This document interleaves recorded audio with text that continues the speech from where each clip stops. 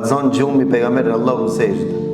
Dhe e pa Allahun Azza wa Jall në ëndër, dhe Allahu Azza wa Jall janon dorën e tij, pra në shpatullat e tij, thot derisa thot e kam nien freskin e majeve të gishtave të Allahut në gjuks. Ju ka shpalos pejgamberit Allahut bisedat që zhvillohen në qiellin më të lartë, pra në qiellin e 7. Qiellin e 7 qëndrojnë melekët.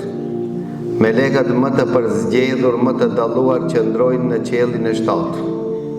Dhe ne kur fletojmë Kurani Kerimin, e lexojmë një mrekullin Kurani Kerim që ka ndodhur me një mik të Allahut.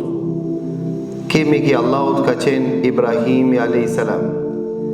Ku thot Allahu Azza wa Jall në Kurani Kerim, wa kadhalika nuri Ibrahim malakuta as-samawati wal ardi wa liyakuna min al-muqinin. Kështu ne ja shpalosmi Ibrahimit a.s. madhështinë e krijimit që Allahu ka kriju lart në qiell, madhështinë e krijimit të qiellit, që Ibrahimi a.s. të jetë i vendosur. Thuhet, siç transmetohet nga Ibn Abbasi, se Ibrahimi a.s. kur është sprovuar me sprova të rënda, Allahu Azza wa Jall e ka çuar qiellin. Dhe Ibrahimi a.s. e ka pasur se çfarë Allahu ka kriju në qiell, kështu që ju ka forcuar zemra e tij. Ndërsa pejgamberit Allahut, Allahu Azza wa Jall jo vetëm që e ka lartësuar lart në qiell, po pejgamberin Allahut e ka njoftu Allahu Azza wa Jall, siç ka ardhur në hadithin e Tirmidhiut, hadithin e Ibn Hibbanit, kemi tregu këtë hadith se e ka njoftu Allahu Azza wa Jall pejgamberin Allahut dhe për bisedat që zhvillohen në qiell. Diskutimi më i shpesht, po çështja më e çuditshme tek melekut e qiellit të 7, siç ka ardhur në këtë hadith, është për disa vepra që shumë të lehta janë që të veprohen, mirë po shumë janë efektive në pastrim. Pra, biseda më e madhe që zhvillohet në qiell është për kefarat dhe darajat. Çka do të thonë kefarat? Do thonë vepra që i shlihen gabimet. Vepra të cilat i shlihen gabimet. Ka diskutimi më i madh që bëhet në qiell. Pra kaq vepra të lehta në veprim, kaq me pesh tek Allahu Azza wa Jall, dhe atë shpejt si njeriu në arrin që ta pastrojnë nga mëkatet dhe gjunat, janë 3 vepra. Dhe gjithashtu diskutohet në qiell për vepra që të cilët janë gjithashtu të lehta, mirë po janë që njeriu në lartësojnë lart në qiell, në shkallë të larta, pozita të larta, që njerëzit nëse i përmbahen atyre arritin.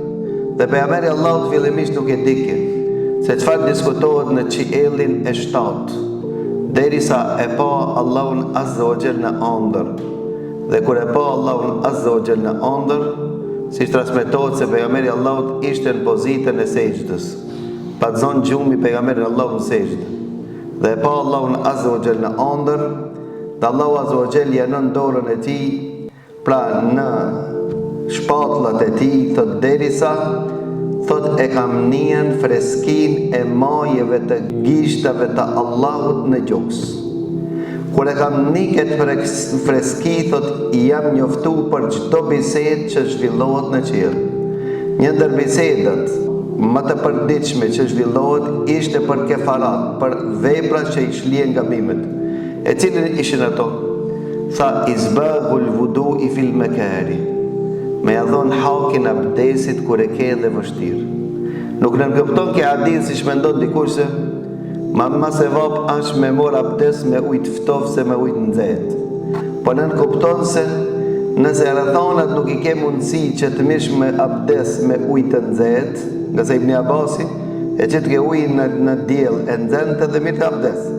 Pra, nëse të mundësohet me ujtë nxehtë në rregull, mirë po, nëse nuk ka ujtë nxehtë dhe ka ujtë ftoft dhe koha është e freskë, i e jep abdesit hakun, pra e merr abdesit me përposhmëri, kjo është një ndër veprat më të mëdha që njeriu e shlir pi gabimet. Sa gabime? Ja fal me një morje të abdesit. sa kimet flokës ke jeti. Deri se kanë hadith të pejgamberit Allahut se njeriu shiqimin e fundit që e ka pa në haram, dalin dhe pikojnë mëkatet edhe nga brendësia e sirit. Para të thuhet se Abdullah ibn Omeri ishte njëri prej atyre i cili i lanë të sinjt edhe në brendësinë e sirit. Edhe sirin e lajke brendë, edhe pse si kishte obligim. A dini përse e lanë të për çka se thonte, kam dëshirë që edhe gjunoat që i ka shiqu siri të pastrohen. Për këtë arsye pejgamberi Allahut ishte kujdesshëm që capat apo skajet e syrit që të lahen me kujdesshmëri. Po si do qoftë thot pejgamberi Allahut, 3 vepra janë ato që i shlihen mëkatet. E para për atyre është me ja dhon hakin abdesit, me mor abdes, jo si shkojmë në shkele shko, po me mor abdes me ja dhon hakin abdesit. Qish me ja dhon hakin abdesit? Haki abdesit është kur i plotson farzat dhe sunet.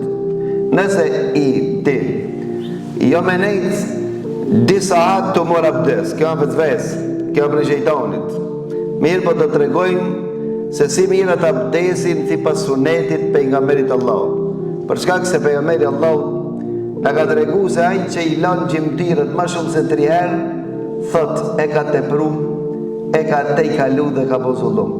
Pra nuk merr abdes ma shumë se 3 herë, mi la gjimtirët dhe vetëm se i smuari, i cili ka veçves. Dhe ai ka duhet ai të ketë trajtim të veçantë. Për shkak se nuk është prej sunetit pejgamberit Allahut që të lanë gjimtirët ma shumë se 3 herë, për t'ja mbyll dyert shejtanit. E lajtë e fitirën nëse lajtë, e lajtë e njerë. E po djerë e lajtë, e lajtë e njerë, 3 herë, a e lajtë as e lajtë, a u banën 3, as u banën 3. Pra do të shohmi nëse larja e gjimtirëve njerë është mjeftueshme, ndërsa mi la 2 herë dhe 3 herë në sunet. Pra më nëse ai ka veçvese dhe i duket atij se e ka la veç 1 herë mjefton. Mos e përsërit dytën, për çka se për ty janë sunet 1 herë.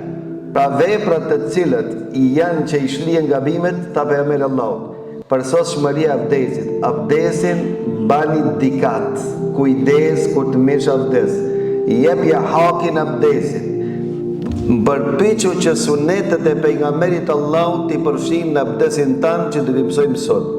E para, e dyta thot pejgamberi Allahut, veprat të cilët diskutojshin me lekët që i shlihen gabimet është kethratil khuta ila al-masajid, me qitë hapa sa ma shumë duke shku në xhami. Me qitë hapa sa ma shumë duke shku në xhami. Çdo hap i shlihen gabimet. Dhe e treta për atinve thot intidharu salati ba'da salat, me prit namazit pas namazit. Ki fal akshamin, s'ki asnjë punë rre e prit avjacien. Pra kjo është në tërveprat më madhore. Këto janë të ria të cilët më shumë i shlihen gabimet. Ndërsa ato të cilët ngritin vetëm për dobi përmenim, ato të cilët lartësojnë është me dhon ushqim, mi dhon ushqim të varfërve, po mi dhon ushqim edhe të pasurve, për shkak se mi dhon ushqim të qerve është që i afron dhe i dashron zemrat. Dhe e dita ka thonë pejgamberi Allahut me përhap selamin. Selamin me përhap mi dhon selam atyre që i njeh dhe atyre që si njeh. E për fat të keq të vetëm hoxhës i jepet selam. Edhe hoxhallar bile me kanë nis me mirë mbrapa. Ndërsa nuk i jap mi selam vetëm atyre që i njoh. Ndërsa qerve maraba. Pra çështja marabaja është e turqit, nuk është e jote. Selami është një ndër emrat e Allahut. Pra thon te Ibn Abbas, me pas magji halal në Islam, magjia halal në Islam është selam. Me pas magji të lejuar në Islam. Magjia e vetme në Islam është selami. Çka do me thonë? Do thotë që mi dhonë selam edhe ata që atë që se do, duke i dhonë selam fillon me dash. Me i dhonë selam ati që je i dhënuar, duke i dhonë selam kini mu pajtu. Me i dhonë selam njëri tjetrit, thonë të pejgamberi Allahut kur dilë shtëpi jep selam. Kur dilë shtëpis jep selam. Nëse ju ndan një pemë, jep një selam. Nëse ju ndan një gur, jep selam. Nëse ju ndan një mur, jep selam. Për çka se bereqeti Allahut është i shoqëruar me selam. A e morët veç pëse ne kena nga trezë në shpil? Për çka se ne kur t'him mrena, him si kurse një cungë me i mrena.